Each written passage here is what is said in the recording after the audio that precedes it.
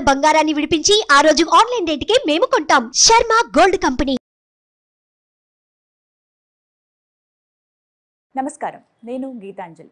లలితా సహస్రనామం పట్ల మనకున్నటువంటి సందేహాలను నివృత్తి చేయడానికి ఇవాళ కార్యక్రమంలో మనతో పాటు ఉన్నారు ప్రముఖ ఆధ్యాత్మికవేత్త డాక్టర్ అనంతలక్ష్మి గారు.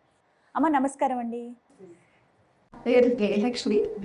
నాకు చిన్న సందేహం ఏంటంటే, మనము లలితా దుర్గా స్వరూపాన్ని పపికాయని కొలుస్తాము.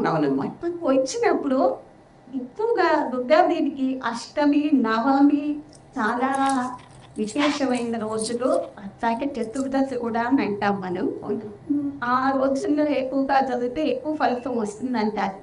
తిథులు అన్నీ ఒకటే, కానీ ఆ స్పెషల్గా వాటిల్లో చదివినప్పుడు ఎక్కువ ఫలితం రావడం ఇది దానికి నాకు కొంచెం నిబంధన. అమావాస్య కూడా మరి కొంతమందికి చాలా విశేషమైన రోజు. ఆ రోజు మనం పౌర్ణమి ఇష్టమైన రోజు, విశేషమైన రోజు అనుకుంటాము.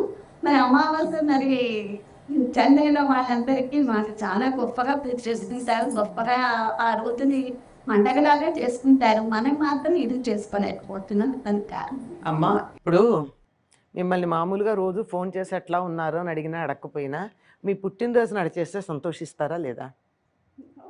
అది ప్రత్యేకమైన రోజు కదా, అవునా కాదా? అట్లాగే అమ్మవారు ఒక్కొక్క సందర్భానికి, ఒక్కొక్క అవసరానికి ఒక్కొక్క రూపంలో అవతరించింది. అలా అవతరించిన సందర్భాలు ఒక్కొక్క అవతరణ ఒక్కొక్క తిథి నాడు జరిగాయి. అందువల్ల ఆ రూపంతో ఆరాధించేటప్పుడు ఆనాడు ఆవిడికి ప్రత్యేకత.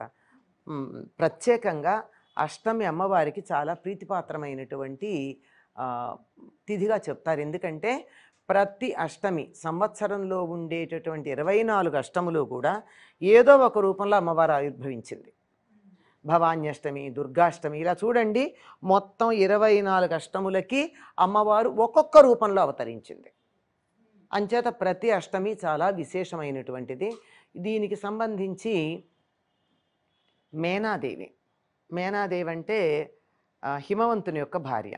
ఆవిడ ఒకప్పుడు అమ్మవారి గురించి 24 అష్టములు అష్టమి నాడు పూజ చేసిందట.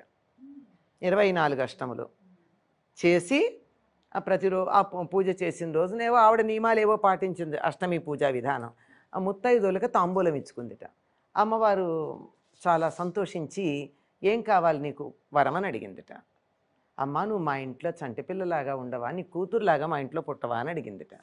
అందుకని పార్వతీదేవిగా దక్షయజ్ఞం అయిపోయిన తర్వాత సతీదేవిగా శరీరం వదిలినటువంటి ఆవిడ పార్వతిగా పర్వతరాజు ఇంట్లో పుట్టింది. అంచేత ఆవిడ చేసిన పూజ ఏమిటంటే 24 అష్టములు పూజించింది అమ్మవారిని. ఎందుకంటే ప్రతి అష్టమి మీరు గమనించండి, ప్రతి అష్టమికి ఉంటుంది.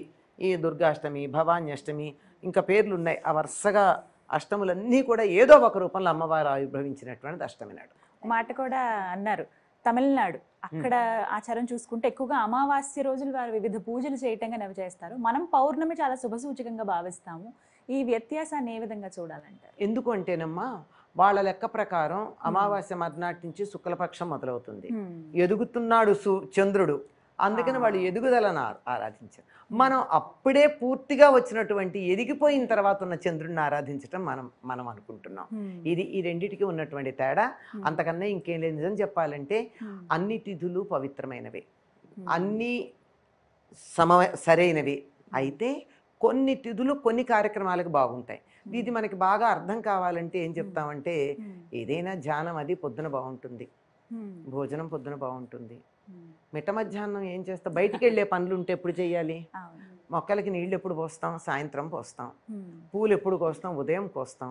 మిట్ట మధ్యాహ్నం 12ంటికి పూలు కోస్తామా? మొక్కలకి నీళ్లు పోస్తామా? చెయ్యం కదా. అంచేత ఒక్కొక్క పనికి ఒక్కొక్క కాలం సరైనటువంటిది. అంచేత ఈ పూజకి ఈ కాలం, ఈ సమయం బాగుంటుంది, ఈ కార్యక్రమానికి ఈ సమయం బాగుంటుంది, దీనికి ఇది బాగుంటుంది అని చెప్పడం ఉందే తప్ప ఏది పనికిరాందని కాదు. మెట్ట మధ్యాహ్నం పూలు కొయ్యడానికి పనికిరాదని ఎట్లా అంటామో, కొన్ని పనులకు కొన్ని పనికిరావు, అంతే. అంతకన్నా ఇంకేం కాదు. కానీ అంత కాలంలో కాలం భగవత్ స్వరూపమైనప్పుడు ప్రతి క్షణం పవిత్రమైందే, ప్రతి క్షణం విలువైందే. దాన్ని చాలా జాగ్రత్తగా మనం వినియోగించుకోవాల్సిందే. చాలా సంతోషం. నమస్కారం. నమస్తే అమ్మా.